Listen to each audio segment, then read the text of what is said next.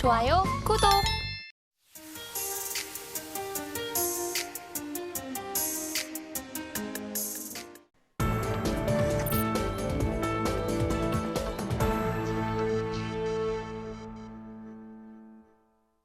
오늘 우리 시장에서 개인 투자자분들이 가장 많이 검색한 검색 상위 종목들 만나보는 시간입니다. 시장에서 화제가 됐었던 오늘장 핫스탑5 종목들 지금 바로 확인해 보시죠. 네, 오늘장 핫스탑5 종목들을 한번 살펴볼 텐데 오늘 우리 시장에서 반도체 종목들의 흐름이 굉장히 양호하게 나타났었죠. 삼성전자, SK하이닉스도 나와 있고요. 기아 역시나 실적 발표가 있었는데 우선 종목들 종가부터 짚어보도록 하겠습니다. 자, 오늘장 종가 기준으로 선익시스템은 상한가가 풀리지 않으면서 마감이 된 흐름이고요. 이구산업은 8%가 넘는 오름세도 나타났습니다. 자, 이어서는 장중 주가 흐름도 짚어보도록 하겠습니다. 삼성전자부터 살펴볼 텐데요. SK하이닉스가 1분기 기준 사상 최대 매출을 발표한 데 이어서 삼성전자도 지금 반도체 부문의 깜짝 실적이 좀 예고가 되고 있는 상황입니다. 관련 업계에서는 2분기에는 더 개선된 실적이 나올 것으로 내다보고 있고요. 또 하반기에는 본격 궤도에도 오를 수 있겠다라는 분석도 나오고 있는데요. 이 같은 긍정적인 분석의 힘을 받으면서 오늘 장에서 0.5%대 상승세가 나타나줬습니다. 자, 이어서 다음 종목도 살펴보도록 하겠습니다. SK하이닉스 살펴볼 텐데 1분기 영업이익에서 시장의 기대치보다 1조 원을 웃돈 깜짝 실적을 달성하면서 반도체 업황 회복에 대한 기대감이 좀 커지고 있는 분위기인데요. 그동안 실적에서 발목을 잡았었던 낸드 플래시까지 흑자 전환에 성공하면서 반도체 봄이 도래하고 있다라는 이야기까지도 나오고 있는 상황입니다. 주가 역시나 오늘 장에서 오름세가 나타났고요. 4%대 상승세가 나타났습니다. 자, 이어서 다음 종목도 살펴보도록 하겠습니다. 자, 기아를 한번 짚어볼 텐데 기아는 오늘 IR을 열고 1분기 경영 실적을 발표를 했습니다. 기아가 올해 1분기 역대 분기 기준 최대 영업이익을 올렸다라고 하죠. 판매량은 전년 대비 소폭 줄었는데 원자재 값의 안정과 환율 효과로 매출과 수익성이 확대된 영향을 받았다라는 분석이 나왔는데요. 이 같은 분석의 힘을 받으면서 1%대 상승세가 나타났습니다. 자, 다음 종목도 살펴보도록 하겠습니다. 자, 선익시스템은 상한가 풀리지 않으면서 마감이 된 하루였죠. 중국 BOE의 8.6세대 증착기 시스템 공정 입찰에 단독으로 참여해서 사실상 공급을 확정지었다라고 하는데요. 이 같은 소식이 전해지면서 상한가 마감을 보였습니다. 자, 다음 종목도 살펴보겠습니다. 이구산업을 살펴볼 텐데 구리값 상승에 계속해서 영향을 받고 있는 모습이죠. 4월 들어서 구리값은 9,000달러를 상회하고 있다고 하는데 올해 말에는 톤당 10,000달러까지도 넘어설 수 있겠다라는 전망도 지금 나오고 있는 상황입니다. 이 같은 예측에 또 힘을 받으면서 9% 가까운 상승 마감이 나타났습니다. 자, 이렇게 오늘장 핫스탑5 종목들이 공개가 됐고요. 자, 이어서는 우리 강사님과 함께 한 종목 자세하게 이야기를 나눠볼 텐데 오늘 같은 경우에는 종목들 대형주가 많아서 종목을 궁금해하시는 분들이 정말 많이 계실 것 같습니다. 어떤 종목부터 살펴볼까요? 오늘은 삼성전자부터 좀 보도록 하겠습니다. 네, 삼성전자 좀 말씀드리겠습니다. 사실 우리가 실적에 대한 기대가 중요합니다. 근데 제가 이렇게 좀 비유를 해드릴게요. 자, 우리가 캠핑장을 가는데 불을 지피려고 하면 장작이 필요하죠. 자, 우리 주식시장 대입해 봤을 때 그 장작이 곧 재료입니다. 일례로 좀 말씀드리면 이번에 메타 아시죠? 메타가 1분기 실적 잘 나왔는데 애프터마켓에서 정말 많이 빠졌습니다.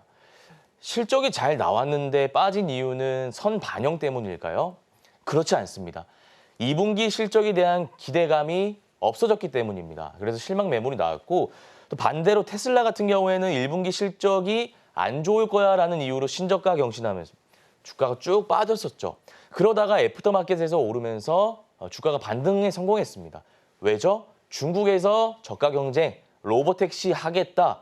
기대감 때문입니다. 자, 그래서 이런 논리로 봤을 때 이 주식이라는 것은 기대감을 먹고 가는 거라 보시면 되고요. 삼성전자 같은 경우에 당연히 이번에 실적이 좋을 가능성이 높죠. 근데 하반기에도 실적이 좋을 거야 하는 장밋빛 전망이 나와야 된다는 겁니다. 그래야 이 장기 이평선 라인, 이 21선 라인을 돌파함과 동시에 우리가 드디어 원하는 9만 전자로 갈 수 있다라는 말씀을 드리면서 구체적인 가격 전략은 일봉 차트 보면서 다시 한번 설명해 드릴 수 있도록 하겠습니다. 자, 지금 보시면 실적이 어떻게 나오느냐에 따라 주가의 향방이 좀 결정될 것인데 나왔을 때 의외로 좀 덤덤할 것 같아요. 만약 실적이 잘 나왔다?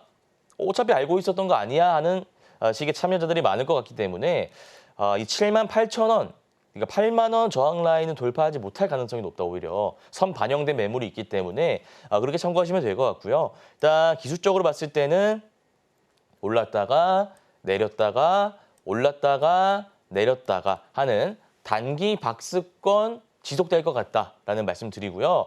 제가 이전 방송에서도 계속 말씀드렸지만 일단 3월 20일에 엔비디아 젠슨항 CEO의 한마디로 인해서 외국인 기관 수급이 들어왔고 결국 그 기대감만으로 올랐습니다. 그럼 다시 이 전고점 라인을 돌파하려면 엔비디아 젠슨항 CEO가 그 이상의 무엇을 가지고 와야 오르겠죠.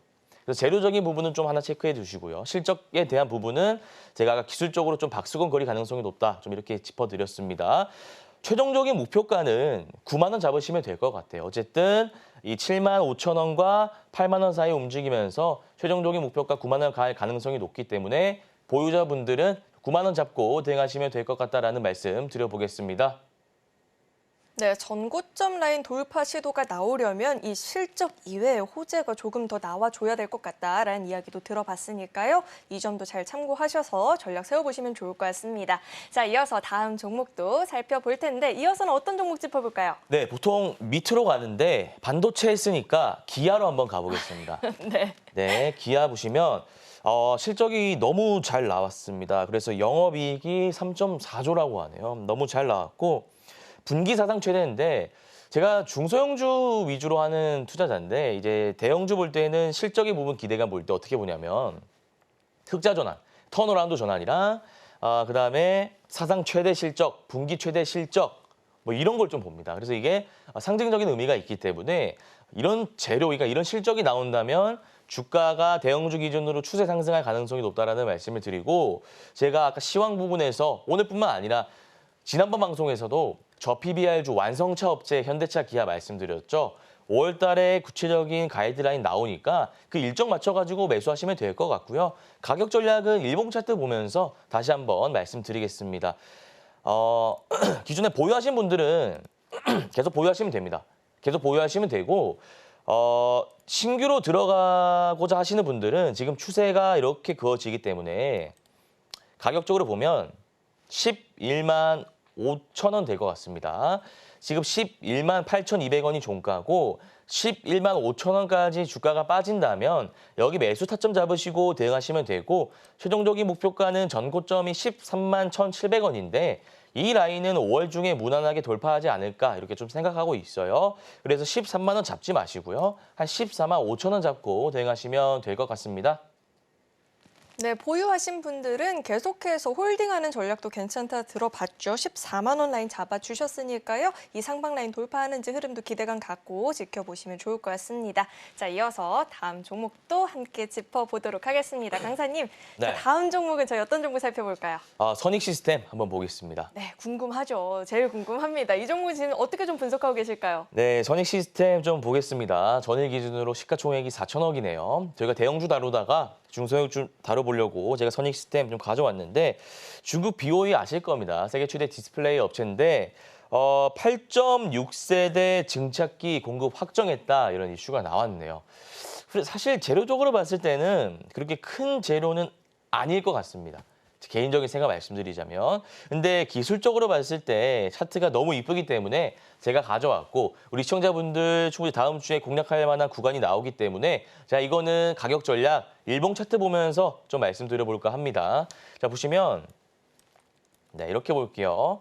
3월 20일에 시가갭 띄우고 누가 빠졌는데 거래대금 많이 터지지 않았으니까 그냥 뭐 이거는 넘기시면 되고요. 제가 여러 가지 기법이 있는데 아까 기아 같은 경우에는 추세 매매 기법 말씀드렸잖아요. 그래서 추세 살린 다음에 저점에 들어가서 전고점 13만 원 돌파하니까 널널하게 보자라는 말씀 드렸죠. 이 선익 시스템 같은 경우에는 박스권 돌파 매매 기법을 좀 이용하시면 됩니다. 단기 박스권이 이렇게 그려지는데 저희 돌파 매매 기법 아시는 분들은 아실 거예요. 이 박스권의 저항 라인 가격적으로 보자면 49,400원인데 뭐 5만 원이라 보시면 됩니다. 5만 원이라고 함은 이때 장대항봉의 시가 부근 가격이기도 하죠. 이 라인을 강하게 돌파하는 장대항봉 거래대금 상한가가 나왔기 때문에 상한가 나왔죠. 그래서 다음 날이 아니고요. 주말이죠. 다음 주 월요일에 들어가시면 되고 제가 분봉상으로 보면 제가 상한가 쳤을 때 보는 부분이 풀렸는지 안 풀렸는지를 보는 것인데 제일 좋은 시나리오는 안 풀리고 쭉 마감하는 겁니다. 선익 시스템 보면 지금 오전장에 풀렸는데 이거는 세력들이 물량 테스트한 거예요. 풀렸다가 30분, 48분, 20분 만에 닫았죠.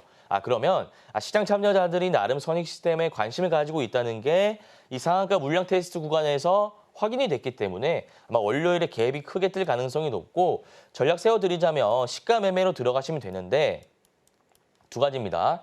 시가 갭이 10% 이상 뜨는 경우는 들어가지 마세요. 방법이 있긴 한데 이거는 개인 투자자분들이 대응하기 힘듭니다. 자, 그러면 5%에서 10% 뜨는 구간에 들어가신다면 여러분들이 이제 매수하시면 되는데 우리가 목표가를 얼마로 잡냐? 3%에서 5% 짧게 잡고 대응하시면 되고요. 손절 라인은 2% 잡아드리겠습니다. 내가 예를 들어서 5%, 10% 구간에서 샀는데 손절 구간이 평단 대비해도 2% 잡혔다. 바로 잘라내시고 대응하시면 될 것 같습니다. 네, 선익 시스템은요, 시가 갭이 10% 이내로 좀 발생을 했을 때 전략을 구성하셔서 목표 수익은 3%에서 5% 사이로 잡아보는 게 좋겠다라고 이야기 들어봤으니까요. 참고하셔서 전략 세워보시길 바라겠습니다. 자, 다음 종목도 살펴보도록 할 텐데 다음은 어떤 종목 짚어볼까요? 네, 이구산업 한번 보겠습니다. 네, 이구산업. 네, 이구산업 같은 경우에는 제가 하스닥5 좀 단골 종목인 것 같은데 구리 가격이 올라가면 구리 관련주로 편입이 되어 있어서 대장주로 올라간다 보시면 됩니다. 실적 논리보다는요, 테마 논리라고 좀 보시면 될 것 같고 구리 관련한 이슈는 너무 많아요. JP 모건에서 구리 가격 2025년에 1만 달러 달성하겠다. 달성할 것이다. 이렇게 전망을 내놓았습니다. 그래서 뭐 그런 모멘텀이 있고 또 구리 선물 가격이 올라간다면 아시다시피 이구산업 움직입니다. 그래서 구체적인 가격 전략은 제가 차트 보면서 좀 다뤄드리도록 하겠습니다. 저희가 장 마감하고 하는 방송이니까 시간을 한번 보자면 0.62% 괜찮네요. 이러면은 뭐 월요일 시가가 올라갈 수도 있고 내려갈 수도 있는데 중요한 건 그게 아니라 추세를 그어볼 겁니다. 추세를 그어봤을 때 21선 이탈하지 않고 이렇게 올라가죠. 추세 매매 기법 모르시는 분들을 위해서 제가 좀 짧게 말씀드리자면 저점 한 3개 긋고 동그라미 친 다음에 선을 하나 그으면 추세선, 그러니까 추세 지지선이 그려집니다. 자, 그리고 우리가 추세대를 만들 건데 추세대 만들기 위해선 수평선 두 개, 추세 지지선, 저항선 2개를 그려놔야 됩니다. 자, 저항선 어떻게 긋죠? 아까 저점 올라갔을 때 동그라미 쳤죠? 이번에 여러분들 확인하시기 편하게 네모난 박스 그려볼게요. 고점, 3개. 요거 선 하나 그어보면 됩니다. 그러면 대략적으로 이렇게 그어지죠. 자, 그러면 이 수평선 2개가 차트에 지금 그려졌고 이거 우리가 추세대라고 하는 겁니다. 요거 동그라미 칠하면 다 추세대라고 합니다. 선이 지워졌는데 이렇게 그으면 되겠죠. 자, 그러면 제가 배트맨 일부 강의 때도 말씀드렸지만 추세 매매 기법을 이용해서 이 종목 어떻게 진입하면 될까요?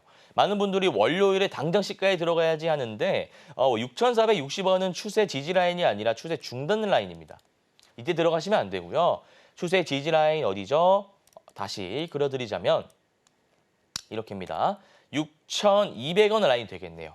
지금 들어가시면 안 되고요. 6,200원 라인까지 떨어지길 기다리셨다가 추세 상단 라인인 7,300원 넘어서 한 7,500원 잡고 대응하시면 될 것 같습니다.